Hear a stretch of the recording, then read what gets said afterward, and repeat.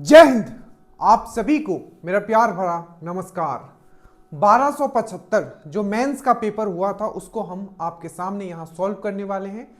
और एग्जाम में क्या अप्रोच रहना चाहिए, हम हमेशा कहते हैं कि जब भी हम मैथ्स एंड रीजनिंग का पेपर आपके सामने सॉल्व कर रहे हैं, हमारा टारगेट है कि आप एग्जाम में कैसे इस क्वेश्चंस को सॉल्व करोगे, एग्जाम पॉइंट ऑफ व्यू क्या होना चाहिए उस क्वेश्चंस को आपको अप्रोच करने के लिए। हमारा ये टारगेट नहीं है कि सिर्फ उसको सॉल्व करना है, टारगेट ये है कि एग्जाम में कैसे सॉल्व करना है अंडर द प्रेशर, ठीक है। और जब आपका जो काउंटडाउन है टाइम का वो चल रहा है उस समय कैसे आप पेपर को सॉल्व करोगे, ठीक है। स्टार्ट करते हैं। 1275 का मैथ्स एंड रीजनिंग दोनों को हम अब यहां सॉल्व करेंगे। अंत तक देखे कि आपका अप्रोच क्या है, क्या आप, ठीक है, हर क्वेश्चन को 20 से 30 सेकंड में आप कर पाते हो कि नहीं, ठीक है। एक और चीज, जो भी हम लोग पेपर यहां सॉल्व करने वाले हैं वो एग्जाम अप्रोच से होगा पहला।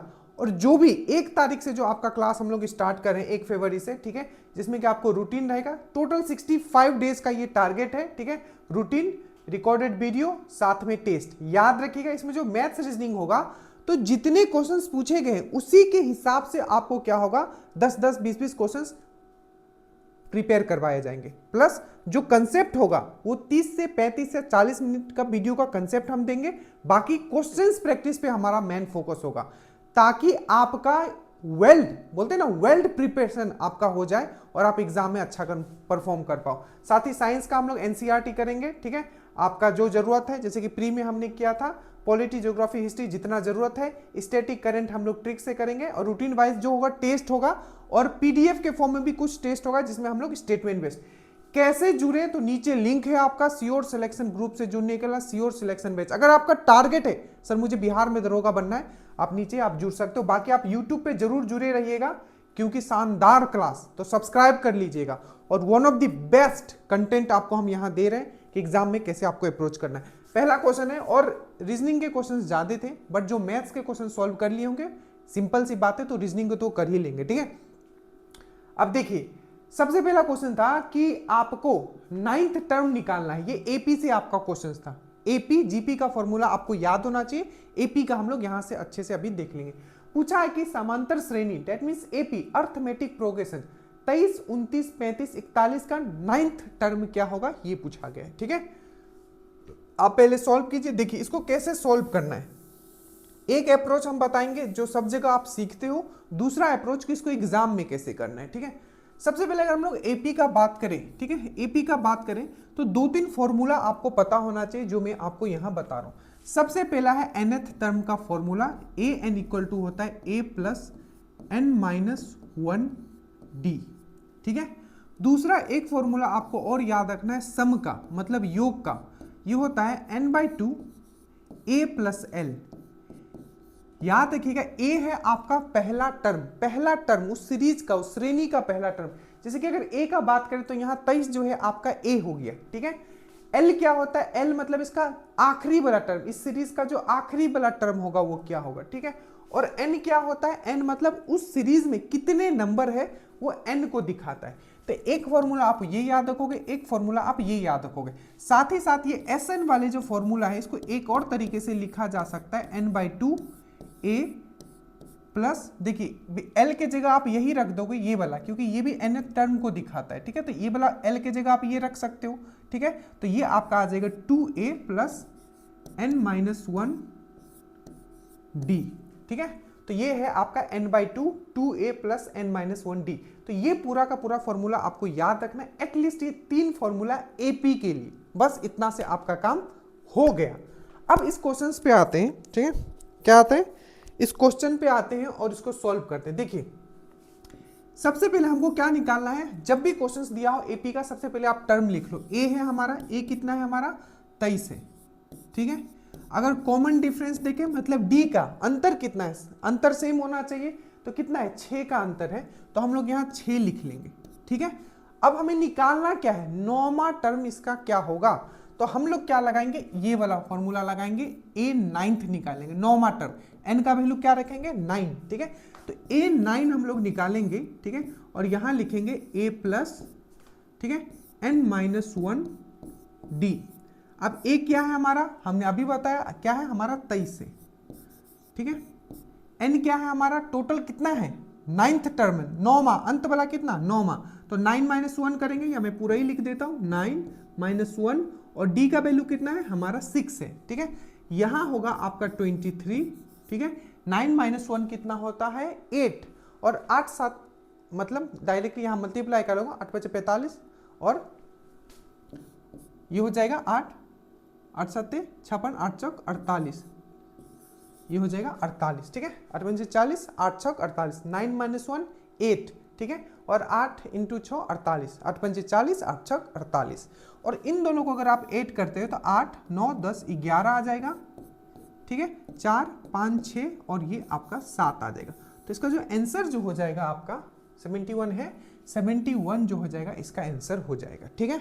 समझ में आया कैसे सॉल्व करना है, ठीक है। ये एपी का है, एपी का आपको फॉर्मूला बस पता होना चाहिए, फर्स्ट टर्म पता होना चाहिए, आपका लास्ट टर्म पता है, ठीक है, nth टर्म पता है। बिहार पुलिस में जितने क्वेश्चंस आए थे हम वो भी आपके लिए सॉल्व कर देंगे, ठीक है, ताकि क्योंकि ये सब बिहार पुलिस से ही उठाया वाला क्वेश्चन है, ठीक है। तो एक तो ये तरीका है जो कि आपको कर सकते हो एग्जाम में, ये मेथड भी आप अपना सकते हो। अब हम आते हैं अपना मेथड पर, अगर हम इसको सॉल्व किए तो कैसे हमने सॉल्व किया था। सबसे पहले हमने ये सोचा कि टोटल जो इसमें टर्म है कितना है, टोटल जो इसमें टर्म है 9 टर्म है, ठीक है, और हर के बीच में जो अंतर है, ध्यान से दिमाग से, मैं हमेशा कहता हूं दिमाग ज्यादा लगाइएगा, पेन कम चलाइएगा, ठीक है, मैथ्स रीजनिंग में। तो पहला जो टर्म है ये तो मुझे पता है कि पहला टर्म जो है मेरा 23 है, तो मैं यहां 23 लिखता हूं, प्लस मैं 9वां टर्म कैसे निकालूंगा मैं वो बता रहा हूं। 9वां टर्म, तो पहला तो मुझे पता है कि पहला टर्म मेरा 23 है, ठीक है। उसके बाद मेरा 8 टर्म और है, और पहला टर्म से लेके 8वां टर्म के बीच में क्या है, सब के बीच में क्या है आपका 6 का डिफरेंस है। तो 23 तो यही आ गया, और 6 का डिफरेंस, और कितना नंबर और बचा हुआ है, पहला टर्म तो हमने ले लिया है, तो 8 हमारा और बचा हुआ है। तो 23 8 छक 48, और ये कितना हो गया 48 49 50 51, 4 5 6 और 7। तो आप डायरेक्टली इसको इस तरीके से भी सॉल्व कर सकते थे, क्योंकि मुझे पता है पहला टर्म है मेरा 23, ठीक है, और 6 × 8 आपका क्या हो जाएगा, बाकी 8 टर्म मेरा बचा हुआ है। और इन 1 से लेके 8 के बीच में जो कितना गैप होगा, सिंपल सी बात, 1 से लेके 9 के बीच में कितना, तो 8 गैप है, पहला तो मैं ले ही चुका, बाकी मेरा 8 नंबर बचा हुआ है, तो 8 × मैंने 6 कर दिया, मेरा आपका 48 आ गया। एपी का बस इतना याद रखना, एपी किसको हम लोग बोलते हैं, जिसके बीच में जो कॉमन डिफरेंस है वो सेम होना चाहिए। जैसे कि 23 और इसके बीच में कितना है 6 का डिफरेंस है, इसके बीच में कितना है 6 का डिफरेंस है, इसके बीच में कितना है 6 का डिफरेंस। तो जब भी ऐसा सीरीज आता है इसको हम लोग एपी बोलते हैं, अर्थमेटिक प्रोग्रेशन बोलते हैं, जिसके लिए आपको ये 3 फॉर्मूला याद रहना है।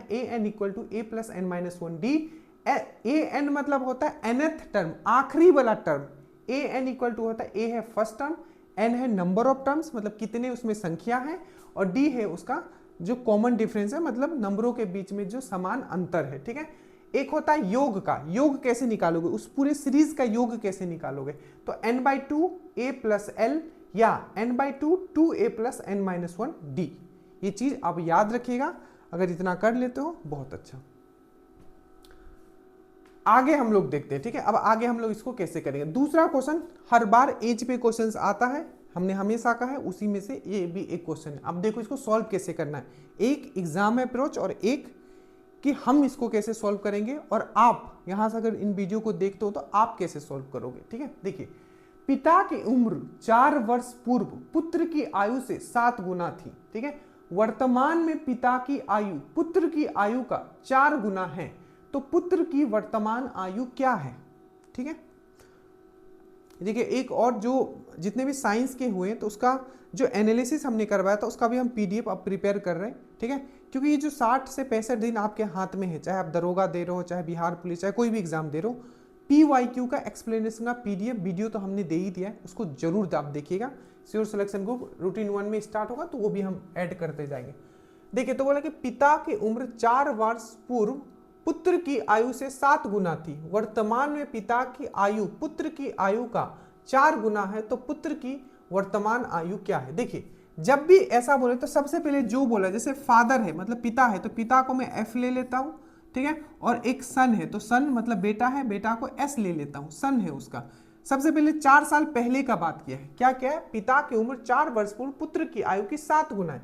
तो जैसे ये मेरा क्या हो गया, अभी का हो गया, ये क्या हो गया, अभी का मैंने 4 वर्ष पूर्व, तो इसका क्या होगा, f-4 होगा। अरे f-4 होगा ना, आज जो भी एज है 4 साल पहले जाओगे तो माइनस ही ना लिखोगे, इक्वल टू क्या बोला है कि 4 साल पहले क्या था, 7 गुना था किसका, अपना बेटा का एज का।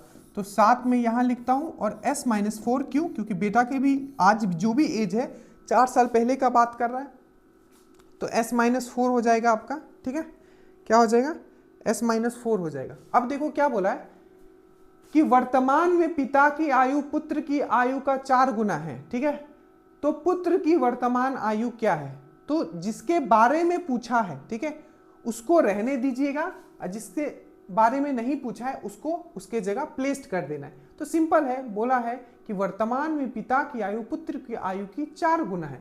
तो पिता के जगह में क्या लिख सकता हूं, 4 गुना उसका बेटा का एज लिख सकता हूं अभी के हिसाब से।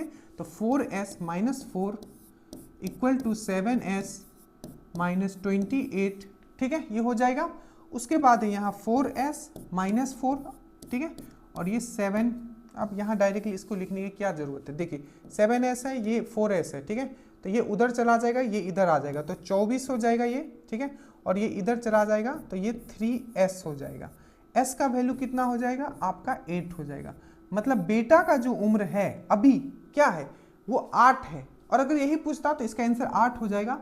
और यही पूछता है कि उसके पिता का, कुछ भी पूछ सकता है, जैसे अभी ये तो बेसिक हो गया, अभी वो ये भी पूछ सकता है कि वर्तमान में पिता और पुत्र की आयु का अंतर क्या है, तो एक ये क्वेश्चन फॉर्म किया जा सकता है।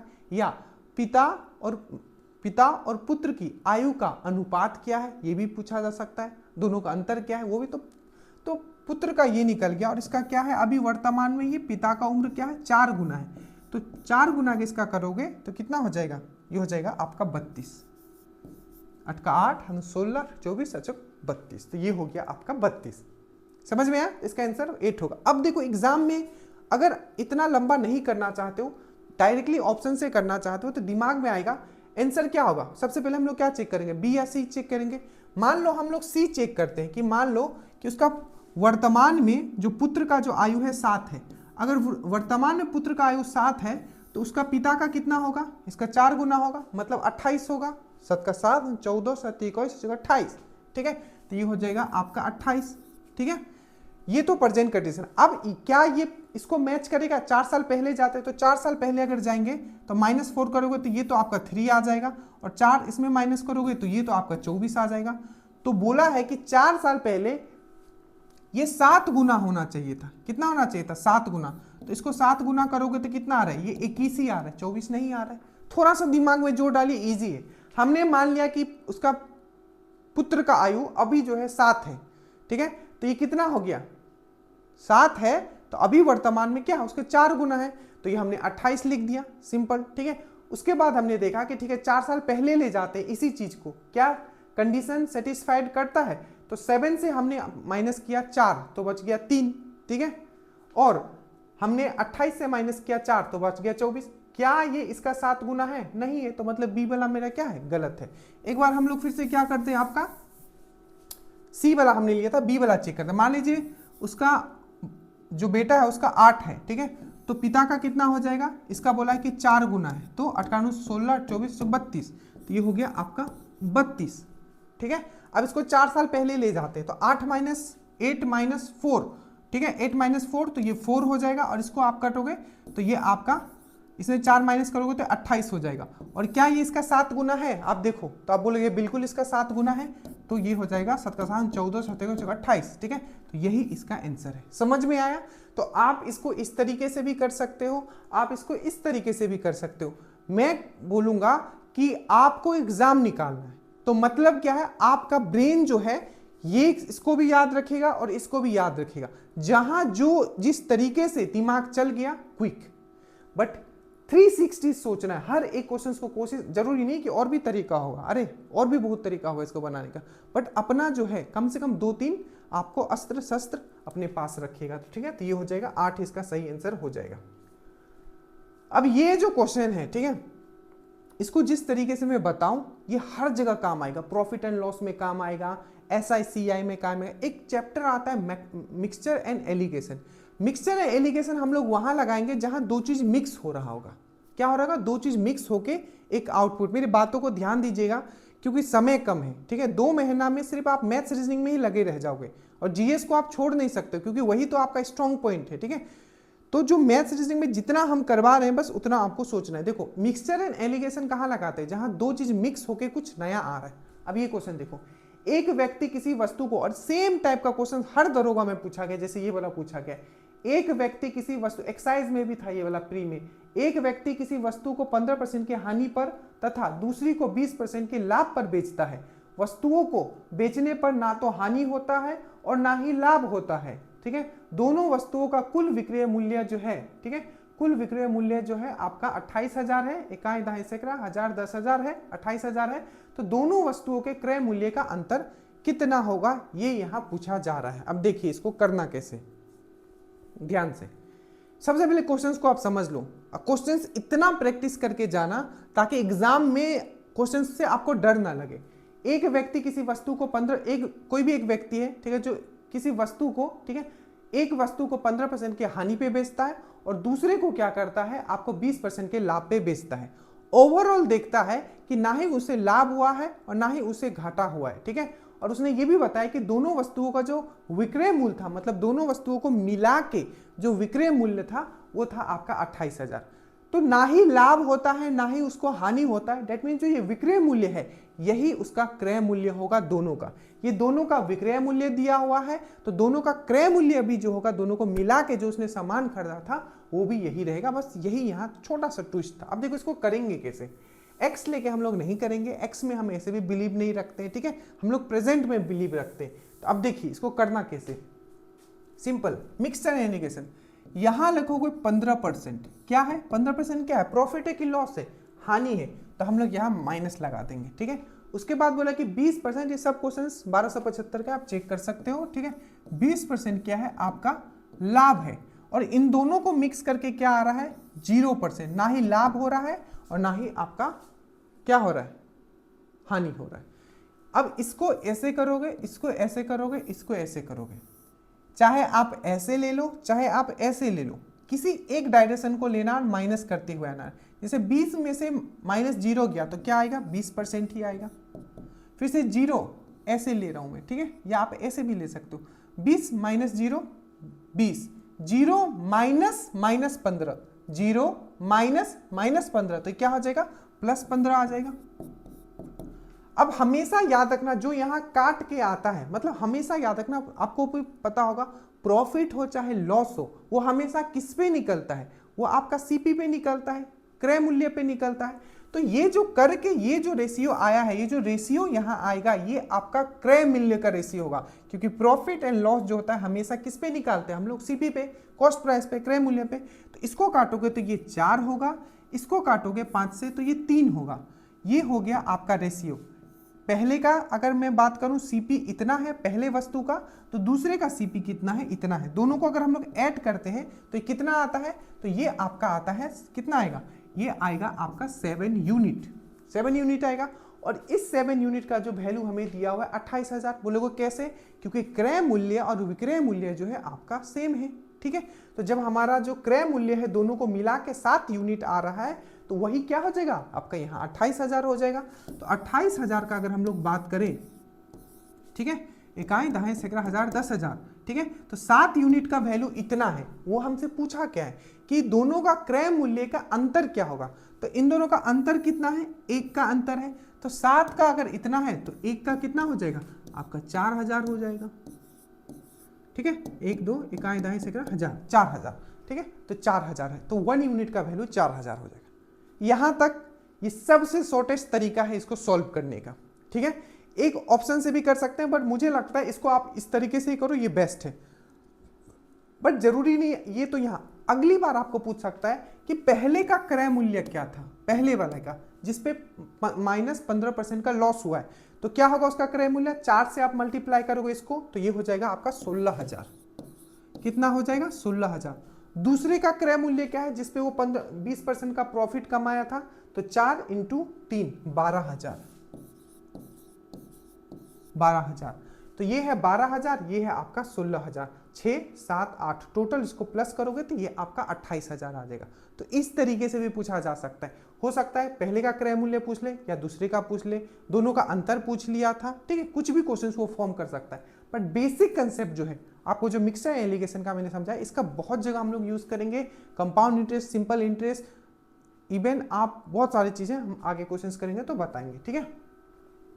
अब ये क्वेश्चंस था, ठीक है, इसमें लोग थोड़ा कंफ्यूज कर गए थे, बट यहाँ सिंपल सा ये HCF LCM से क्वेश्चंस रहता है। अब देखिए यहाँ बोला है कि शिक्षक PQRS में पेनों का बंटवारा 2:3, ठीक है, 2/3 रेशियो 3/4 रेशियो 4:5 रेशियो 5:6 में करता है, तो बांटे गए पेनों की न्यूनतम संख्या क्या हो सकती है, सबसे कम संख्या क्या हो सकती है, यहाँ ये पूछा गया है, ठीक है।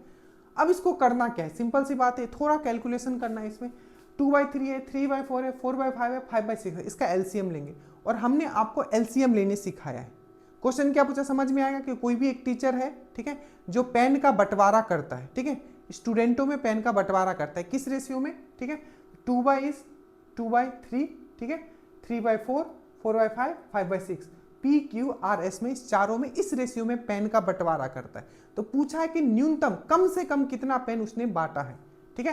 तो सबसे पहले क्या करेंगे, इसका आपका सबसे पहले आप इसका स्टेप क्या होगा, आपको पता होना चाहिए कि एलसीएम कैसे लेंगे।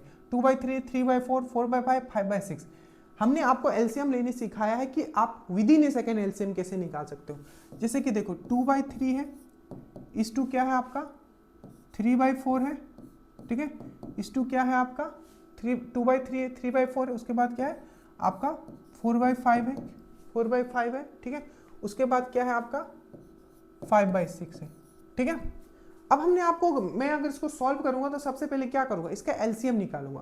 3, 4, 5, 6, इसका एलसीएम कैसे निकालोगे, हमने हमेशा कहा है जो सबसे बड़ा होता है उसको लीजिए, 6 है, 6 को आप क्या करोगे, लिखोगे इसको 3 × 2। एलसीएम क्या होता है आप बताओ, एलसीएम क्या होता है, वो छोटी सी छोटी संख्या जो आपकी संख्या दिया हुआ है उससे वो कट जाए। तो अगर इसको 6 है, ठीक है, हमने 6 ले लिया, 6 क्या 3 से कटता है, तो बिल्कुल कटता है, जो सबसे बड़ा होगा उसको आपको ले लेना है। क्या 6 जो है 4 से कटता है, बोलोगे नहीं करता है, क्यों नहीं करता है, क्योंकि 6 में एक ही 2 है, अगर 1, 2 और रहता तब ये 4 से कट जाता, तो एक हम यहाँ और मल्टीप्लाई कर देंगे, ठीक है। तो अब ये 4 से भी कट जाएगा, 3 × 2 × 2, ठीक है। तो ये अब बोलोगे क्या ये 5 से कटेगा, तो बोलेगा इसमें ठीक है सब 3 से भी कटेगा, 4 से भी कटेगा, पर 5 नहीं है, तो इसमें एक 5 भी मल्टीप्लाई कर देंगे, ठीक है। तो ये आपका आ जाएगा 60 आ जाएगा, 55, 10, 20, 20 का 60, ठीक है। तो 60 जो हो जाएगा इसका आपका एलसीएम हो जाएगा, ठीक है। एलसीएम एचसीएम में हम लोग सीखेंगे, तो थोड़ा बस मैं करके दिखा रहा हूँ, ठीक है। 60 हो जाएगा, ठीक है, 3/4 यहाँ आपका 60 हो जाएगा, ठीक है, 4/5 यहाँ आपका 60 हो जाएगा, ठीक है। उसके बाद आपका 5/6 इंटू आपका 60 हो जाएगा। अब देखो इसको करना क्या है, इसको आप काटोगे, ठीक है, तो किससे कटेगा, 60 ये 20 से कटेगा, तो क्या आ जाएगा आपका 40 आ जाएगा यहाँ, ठीक है। फिर से क्या हो जाएगा 12 का 24 में 48, ये कटेगा 15 से कटेगा, 15, 30 तो 60, ठीक है, 15 से कटेगा और यह आ जाएगा आपका 15, 45 आ जाएगा, ठीक है। उसके बाद देखो ये किससे कटेगा, 12, 25, 60, 12 का 24, 48, यहाँ 48 आ जाएगा, ठीक है। और यहाँ क्या हो जाएगा 60 है ना ये, तो ये 10 से कटेगा और ये आ जाएगा आपका यहाँ 50 आ जाएगा, ठीक है। इतना तो सॉल्व करना ही पड़ेगा, इसमें कुछ नहीं कर सकते, आपको स्लोली में सॉल्व करके दिखा रहा हूँ, ठीक है। तो देखो 40, 45, 48 और 50 इसको जब ऐड करोगे तो ये आपका आएगा 183। देख लेते देखो 40, 40, 40 कितना हो जाएगा 120, ये हो गया, ठीक है। और 50 यहाँ है तो कितना हो गया 170 हो गया। फिर से 8, 5, 13, 170, 180 और 3 183, तो ये हो जाएगा आपका 183। ये मिनिमम है, ठीक है, ये मिनिमम इतना बांटना पड़ेगा जब इस रेशियो में इन्होंने बांटा है। इसको हम लोग डबल भी कर सकते हैं, ट्रिपल भी कर सकते हैं, जितने गुना इसको कर सकते हैं, और इस रेशियो में हम लोग, बट मिनिमम पूछा है तो मिनिमम ये होगा, मैक्सिमम कुछ भी हो सकता है, इसको गुना कर सकते हैं 2 से, 3 से, इसको 183 को। समझ में आया? तो इसका जो सही आंसर हो जाएगा ये। इसमें कुछ नहीं है, बस थोड़ा कैलकुलेशन था, जो कि अगर आपका फास्ट है तो ये भी आप बहुत ही क्विकली कर लोगे, ठीक है। ये 4 क्वेश्चंस थे, बाकी जितने भी थे आपके रीजनिंग के थे। अब रीजनिंग का ये जो क्वेश्चन है इसको हमने आपको सिखाया है कि बिना पेन उठाए आपको कैसे करना है, ठीक है। ये डायरेक्शन का क्वेश्चन, देखो बिना पेन उठाए इसको कैसे सॉल्व करें, बहुत पहले, ठीक है, 2 साल पहले हमने ये सब चीज़ करवाया था आपको। देखो ए पूरब की ओर 20 मीटर चलता है, ठीक है। अब मैं इसको सॉल्व कर रहा हूँ, देखो मैं कैसे इसको सॉल्व करता हूँ, वैसे ही आपको भी करना है, ठीक है। ऐसे इसको फुल कंसेप्ट आपको क्लास दिया जाएगा, ठीक है। देखो ए का मैं बात करता हूँ, ठीक है। क्या बोला है कि ए पूरब की ओर 20 मीटर चला, ठीक है। तो ए क्या है, पूरब की ओर 20 मीटर चला, तो 20 मीटर ही है ना, 40 मीटर है, ठीक है। 40 मीटर जो है पूरब, पूरब मतलब ईस्ट चला वो, ठीक है। पूरब लिखो ईस्ट लिखो, बात बराबर। ए पूरब की ओर 20 मीटर चला, ठीक है, 20 मीटर चला, ठीक है। फिर दाएं मुड़ा, अब देखो वो पूरब जा रहा है, इतना दिमाग तो आपका होगा, अगर नहीं है तो फिर आपको मैं बना के भी दिखाऊंगा, ठीक है। जब वो पूरब गया और फिर से दाएं मुड़ा, दाएं मुड़ा मतलब क्या हुआ, वो दक्षिण साउथ में आया, ठीक है। फिर दाएं मुड़ा और 60 मीटर चला, ठीक है। तो दाएं मुड़ के फिर से 60 मीटर चला, तो जब वो इधर जा रहा था, ईस्ट इधर है, तब फिर से क्या बोला वो, देखो ईस्ट हमने लिखा, यहां लिख दिया, फिर से क्या बोला, फिर से वो दाया मुड़ा, इसका दाया कहाँ होगा, नीचे आएगा, ये तो चीज पता होगा, ठीक है। तो फिर कितना चला वो, 60 मीटर चला, तो मतलब साउथ में, दक्षिण में वो 60 मीटर चला। अब वो कहाँ है, यहाँ है, ठीक है। थोड़ा बना दे रहा हूं ताकि आपको समझ में आए। और 40, फिर बाएं मुड़कर 40 मीटर चला, फिर से यहां से बायां, बायां इधर होगा किधर होगा, इधर होगा, तो फिर से यहां से क्या चला वो आपका 40 मीटर चला। तो बोला है कि प्रारंभिक बिंदु से अंतिम बिंदु के बीच में डिस्टेंस कितना है, ये पूछा है। अब देखो 40 यहां चला, 60 यहां चला, और लास्ट में फिर से क्या चला, 40 चला। हमने कंसेप्ट आपको सिखाया कि दो डायरेक्शन अगर उल्टा होता है तो वो कट जाता है। जैसे ईस्ट है और यहाँ आपका क्या आता, वेस्ट आता, मतलब पूरब आता और आपका पश्चिम आता, तो दोनों में कट जाता, बस ये भी कट जाता, ये भी कट जाता, ठीक है।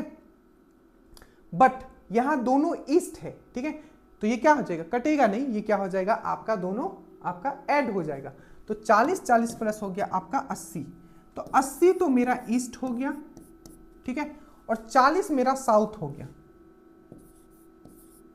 अब सिंपल सी बात है, यहां मैं इतना बना के दिखा रहा हूं, बाकी आप इसको डायरेक्टली 100 मारोगे, मुझे पता है आप पढ़े हो मुझसे। तो 40 आपका साउथ हो गया और ये आपका ईस्ट हो गया। तो सिंपल सी बात है, ईस्ट है और साउथ है, मतलब क्या, ऐसा है और ऐसा है, कहीं बीच में होगा, दैट मीन्स क्या लगेगा, ये 90 डिग्री का ये बन जा रहा है, मतलब इसमें पाइथागोरस लगेगा। तो 80 और 40 का अगर पाइथागोरस अगर आप करते हो, ठीक है, तो क्या हो जाएगा, 80 का कितना हो जाएगा, 8 8 64 हो जाएगा, 00 हो जाएगा, ठीक है। और आपका 40 का क्या हो जाएगा, 1600 हो जाएगा, ठीक है। फिर से इसमें इससे क्या हो जाएगा आपका 10,000 हो जाएगा, अरे 6,400 और 1600, ठीक है, 6,000 और ये 7,000, 4 4 जा 16, ठीक है। तो देखो 0 0 6 4 10 7 1 6 1 7 7 1 8, हमने कहीं मिस्टेक कर दिया, 4 4 जा, ओके ये 60 है ना, अरे अरे शिट, ये 60 है, ठीक है। तो 60 में क्या होगा, 6 जा 36 आएगा, ठीक है। तो ये 36 आ गया, 00, ठीक है। तो ये हो गया 6400, ये होगा 3600, तो कितना हो जाएगा आपका 10,000 हो जाएगा। 10,000 से ये रूट में है तो एक बाहर निकलेगा, तो क्या हो जाएगा आपका 100 हो जाएगा इसका आंसर। ये मैंने इतना समझाने के लिए आपको किया कि करना कैसे। अगर आप इसी चीज को अगर आप बना के करोगे, ठीक है, मतलब फिगर बना के, तो आपको टाइम लग सकता है। बट अगर इसी तरीके से आपको याद है कि 40 गया, ठीक है, फिर से 40 ये गया, इन दोनों ऐड हो जाएगा, तो कितना हो जाएगा 80 हो जाएगा, और ये 60 है, ठीक है। और डायरेक्शन दोनों क्या है, 90 डिग्री बना रहे, एक ईस्ट जा रहा है एक नीचे आ रहा है, तो बीच में कहीं होगा, तो क्या होगा, इसमें पाइथागोरस थ्योरम लगेगा। तो इसको 80 है, 80 का क्या करोगे, 8 8 जा 64, तो 8 8 जा 64 हो गया, ठीक है। 60 का 6 जा 36, तो 6,400 3,600, टोटल 10,000 रूट में होगा, तो बाहर निकलेगा तो क्या होगा आपका 100 होगा। अगर अभी आपको समझ में नहीं आ रहा है तो सिंपल समझो, ये देखो यहां से स्टार्ट किया था और यहां का मुझे निकालना है, तो अगर मैं इस तरीके से ड्रॉ करता हूं, ठीक है, और यहां मैं इस तरीके से एक्सटेंड कर देता हूं, ठीक है, तो ये पाइथागोरस लगेगा, ये 90 डिग्री कोण बन गया, ये कितना होगा, ये 40 होगा मेरा, ठीक है। और ये पूरा का पूरा कितना होगा, ये कितना हो गया, यहां से यहां तक ये 40, और फिर से यहां आपका 40 मीटर, और नीचे आपका ये 40 हो गया।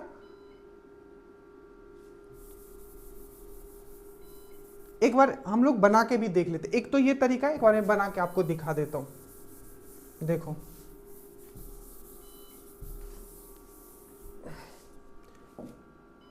देखो सबसे पहले वो कहीं भी था, मैं मान लेता हूं इस तरीके से मैं ड्रॉ करता हूं, ठीक है। मैं ड्रॉ करके आप दिखा रहा हूं, पहले मैंने आपको विदाउट ड्रॉ करके समझाया, ठीक है। अभी देखो सबसे पहले क्या होगा, वो 40 मीटर चला, ठीक है। कहाँ चला, पूरब चला, ठीक है। 40 मीटर मैंने मान लिया ये पूरब वो चला, ठीक है। उसके बाद बोल रहा है कि फिर वो दाएं मुड़ का 60 मीटर चला, तो मान लीजिए ये यहाँ 60 मीटर ये यहाँ चला, ठीक है। फिर से बोल रहा है कि वो बाएं मुड़ के क्या चला, 40 मीटर चला, तो फिर से यहाँ क्या चला, वो 40 मीटर चला। बोला है वो प्रारंभिक बिंदु से कितने दूर पे है, तो मैं मान लेता हूँ कि जो प्रारंभिक बिंदु तो इसका यहाँ है, तो यहाँ से वो डायरेक्टली यहाँ आ गया, ठीक है। तो ये 40 है, ये 40, तो अगर इसको हम लोग फिर से इसको थोड़ा एक्सटेंड करते हैं, ठीक है, तो ये भी 40 है, ये भी 40 है, तो टोटल यहाँ से यहाँ तक कितना हो गया, ये आपका टोटल यहाँ से यहाँ तक कितना हो गया, ये आपका 80 हो गया, ठीक है। ये क्या हो गया, 80 हो गया, और यहाँ से यहाँ तक आपका 80 हो गया, क्योंकि ये 40 और ये 40, ठीक है। समझ में आया। और जो आपका ये हाइट जो है, हाइट, ठीक है, हाइट कितना है आपका, यहाँ है आपका 60, तो 60 हाइट है, और 40 प्लस 40 80 इसका बेस है, और ये आपका पाइथागोरस है, तो ये कितना हो जाएगा, ये 80 हो जाएगा, ये 60 हो जाएगा। इसको आप स्क्वायर में करोगे 3600 और आपका 6400, टोटल आपका हो जाएगा आपका 10,000। 10,000 से 100 आपका बाहर निकलेगा, तो ये जो हो जाएगा आपका 100 मीटर हो जाएगा, ठीक है। समझ में आया, इसको इस तरीके से करना था। अगर ये समझ में नहीं आया तो कोई बात नहीं, क्लास में बहुत सारे क्वेश्चंस करेंगे, बट इसको आप इस तरीके से भी कर सकते हो। और अगर क्लास में 2-3 बार अगर आप जो हमने समझाया वो वीडियोस देख लीजिएगा, तब आपको ये बनाने का जरूरत नहीं पड़ेगा। इसको डायरेक्टली करेंगे, कोई जरूरत नहीं है। देखो क्या बोला है, आशीष की तरफ इशारा करते हुए विनोद कहता है कि इसकी पत्नी, मतलब कोई लड़का के तरफ इशारा करते हुए आशीष कहता है, ठीक है, मतलब विनोद की ओर इशारा करते हुए कहता है आशीष कि इसकी पत्नी, ठीक है। अभी देखो खेला दिमाग का, देखो कैसे करना है। इसकी पत्नी मेरी पत्नी की इकलौती पुत्री है, मतलब सिंपल सी बात है, जो लड़का के बारे में बता रहा है उसका जो पत्नी है, ठीक है, वो आशीष का भी क्या है, वो बेटी है, क्योंकि उसकी पत्नी की वो बेटी है तो इसकी भी बेटी है, ठीक है। मेरी पत्नी की इकलौती पुत्री है, तो आशीष विनोद से किस तरह से संबंधित है, तो आशीष जो है, ठीक है, आशीष क्या, देखिए आप ये जरूरी है, ये ध्यान से देखना, तो आशीष विनोद से किस तरह से संबंधित है, ठीक है। तो ये हो जाएगा आपका ससुर। दामाद मत मारना, देखो क्यों, क्योंकि पूछा आशीष का संबंध क्या है विनोद से, क्या है, आशीष की तरफ इशारा करते हुए विनोद कहता है, ठीक है, ओके, विनोद कहता है, ठीक है। तो ये जस्ट उल्टा हो जाएगा, ये हो जाएगा आपका दामाद, इसका आंसर हो जाएगा। आप देखो कैसे, आशीष की ओर इशारा करते हुए विनोद कहता है कि इसकी पत्नी मेरी पत्नी की इकलौती पुत्री है, मतलब जो आशीष की जो पत्नी है वो विनोद की भी बेटी है, ठीक है। उसके बाद पूछा है तो आशीष विनोद से किस तरीके से संबंधित है, तो ये जो आशीष है विनोद से कैसे संबंधित है, तो आशीष जो है क्या है, विनोद का दामाद है। क्यों, क्योंकि विनोद ने खुद कहा है कि जो आशीष है इसकी जो पत्नी है मेरी क्या है, मेरी वाइफ की, मेरी पत्नी की पुत्री है, तो सिंपल सी बात, आशीष उससे कैसे संबंधित होगा, आशीष उसका दामाद है, ठीक है। आप लोग जॉब ले लोगे तो आप लोग भी दामाद बनोगे फिर सबका, ठीक है, दामाद है। अब इसको जल्दी से करते हैं, देखिए इसको इस तरीके से दिया हुआ था, ठीक है, जैसे कि देखो यहाँ है पुलिस को लिखा हुआ है ECILL, पॉज कर लो वीडियो और खुद पहले सॉल्व करो। देखो पुलिस को लिखा हुआ है ECILOP, ठीक है, तो बोला है कि राइटर को क्या लिखा जाएगा, कुछ नहीं किया गया, सिंपल है। यहां से क्या किया गया, ये इसको क्या किया गया, जस्ट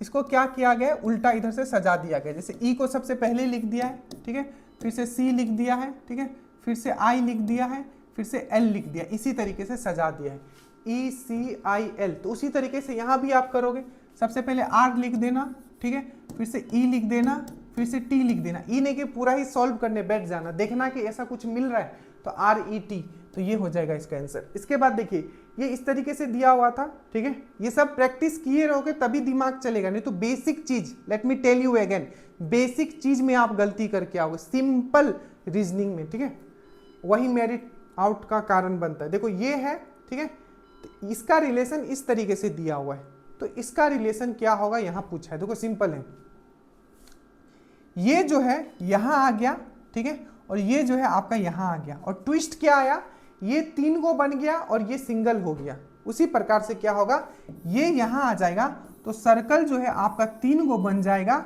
और ये जो है साइड जरूर देखना, 1 2 3 4 5 को साइड है, तो 1, ठीक है, 2 4 और ये 5, इस तरीके से हो जाएगा। ठीक है, समझ में आया? देख लो, इसी तरीके से सॉल्व करने आएगा और आपको करके आना है, मिस्टेक नहीं करना है। ठीक है, साइड देख लेना, 1 2 3 4 और ये 5। अब ये देखो इसको कैसे करना है, सिंपल है, इसमें भी बहुत लोग गलती करके आ रहे, मेरिट बहुत लोगों का इससे भी छोटा है, क्योंकि जब अंडर प्रेशर रहता है ना कट सुवर मार के निकल जाते हो। देखो इसमें सिंपल है, बोला कि इसमें कौन सा विषम है, तो देखिए जो भी तीर है वो गोला के तरफ डायरेक्शन कर रहा है, इसमें भी, ठीक है, इसमें भी और इसमें भी, बट ये वाला में क्या है, तीर जो है गोला के अगेंस्ट में जा रहा है, ऐसा जा रहा है, ऐसा जा रहा है, बाकी में उसके तरफ आ रहा है, तो यही इसका आंसर हो जाएगा। एक ये भी क्वेश्चन था, ठीक है, इसका मिरर इमेज है, मतलब इसको आपका फोल्डिंग, मिरर नहीं बोलेंगे, फोल्डिंग बोलेंगे, इसको अगर फिर से इसको पलटी करते हो, ठीक है, तो इसका क्या होगा आंसर, आप देखो एक बार, आप खुद सोचो कि इसका क्या होगा आंसर। इसका जो आंसर होगा ये ए होगा। ठीक है,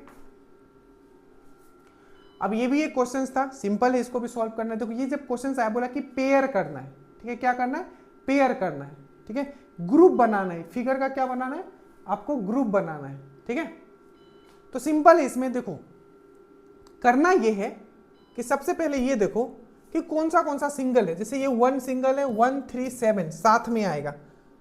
ठीक है, तो इसमें भी 1 3 7 है, इसमें भी 1 3 7 है, इसमें भी 1 3 7 है।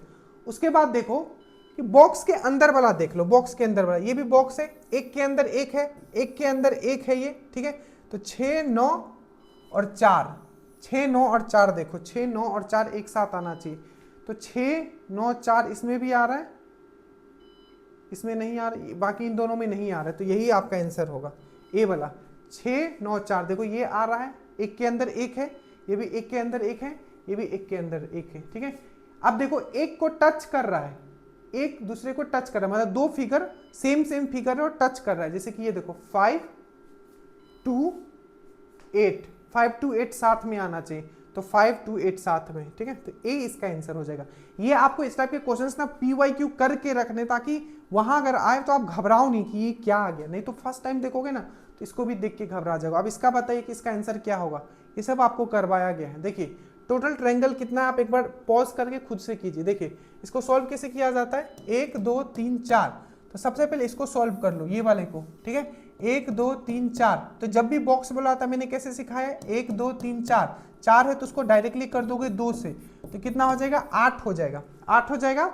और एक तो आपका ये हो गया 9, ठीक है, और ये हो गया आपका 10, तो कितना है, क्या 10 है, नहीं, तो 2 और हो गया, तो 2 इसमें मैं और ऐड कर देता हूं। ठीक है, और है तो बिल्कुल है। देखिए अब जो होगा, ठीक है, एक ये होगा पूरा, ठीक है, बड़ा वाला ट्रायंगल, और ये एक होगा। ठीक है, तो 10 + 2 और होगा, तो टोटल इसमें 12 ट्रायंगल होगा। क्या इससे ज्यादा हो सकता है, तो मुझे कमेंट कीजिएगा। इसका आंसर 12 है, याद रखिएगा। अब ये क्वेश्चन है आपका, ठीक है, इसको कैसे करना है जल्दी से देखिए, सिंपल है, कुछ नहीं है, इसको आपको कमेंट अच्छे से देख लीजिए, कमेंट आपको करना है कि इसका आंसर क्या है, और 10 सेकंड के अंदर इसको देख के आंसर कर, ये नहीं कि देखते रह रहो। ठीक है, 10 सेकंड के अंदर इसको आंसर करना है, देख लीजिए एक बार, स्क्रीनशॉट ले लीजिए। ठीक है, तो ये पूरा का पूरा था आपका। देखिए क्वेश्चंस निकाल के लाने में भी बहुत मेहनत लगता है, और स्पेशली मैथ्स के, ठीक है, क्वेश्चंस में इस तरीके से समझा रहा हूँ कि आप एग्जाम में कर पाओगे। ठीक है, तो thank you so much, study well, study hard. किसी भी तरीके का प्रॉब्लम हुआ मुझे जरूर बताइएगा, नीचे कमेंट कीजिएगा। नीचे लिंक है श्योर सिलेक्शन ग्रुप से, चाहे आप मेंस का प्रिपेयर करो, चाहे 78 वाला लिंक नीचे दिया है ग्रुप में, आपको जुड़ जाना है। जय हिंद।